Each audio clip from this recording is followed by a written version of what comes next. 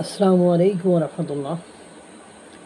বাংলাদেশের রাজনীতি এত নোংরা, এত খারাপ, সেটা বলার অপেক্ষা রাখে না। আপনি এখানে ওই যে রাজনীতিবিদরা নিজের ক্ষমতা বলতে বোঝায়, যোগ্যতা তো নাই যে আমার চারপাশে 10 জন 20 জন 30 জন সার করে আমাকে ঘেরাও করে ঘুরে বেড়ায়, আমার নিরাপত্তার জন্য জীবন দিতে চাই, এটাই আমার ক্ষমতা। আসলে জনগণকে কতটা ভালোবেসেছে, জনগণ কতটা চায়, জনগণের জন্য কতটা করতেছি, এটা এখানে ক্ষমতা নয়।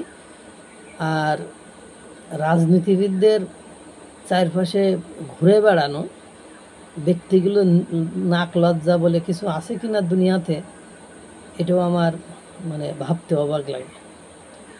আর যে কোনো একটা ইস্যু পাইলেই মনে করেন ওই যে যদি হাওয়া ছাড়ে, সেটাও তাদের একটা ইতিহাস বানাতে ব্যস্ত থাকে পক্ষ বিপক্ষের লোকেরা। গতকালকে জানেন যে বাংলাদেশের ইতিহাসে ভয়াবহ বিমান ট্র্যাজেডি ঘটেছে বাংলাদেশে। সেই বিমান ট্র্যাজেডিতে বিভিন্ন দলের রাজনৈতিক দলের নেতাকর্মীরা সেখানে গিয়েছেন এবং বিভিন্নভাবে তারা সাহায্য সহযোগিতা করার চেষ্টা করেছেন। এক পর্যায়ে জামাতের আমির সেখানে গিয়েছেন, এটা নিয়েও রাজনীতি দেখলাম। সুলাইমান, জামাতের যিনি ইউটিউবার সুলাইমান সাহেব, উনি কইতা আছেন যে সেখানে ছাত্র দলের পোলাপান নাকি জামাতের আমিরের সাথে বেয়াদবি করছে।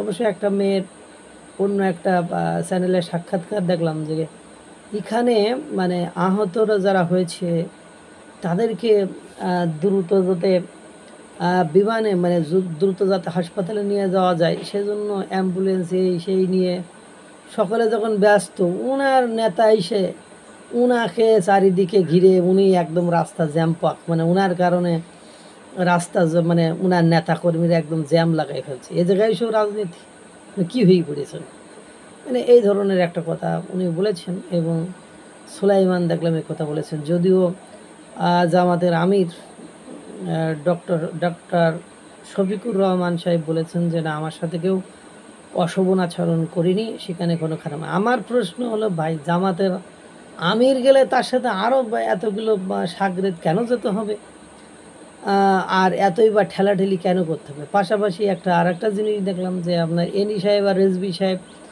উনি ঢাকা মেডিকেলে ওই বার্ন ইউনিটে ঢামেকে গেলেন, ওখানে বার্ন ইউনিটে গেলেন, সেখানেও বাইরের একই অবস্থা।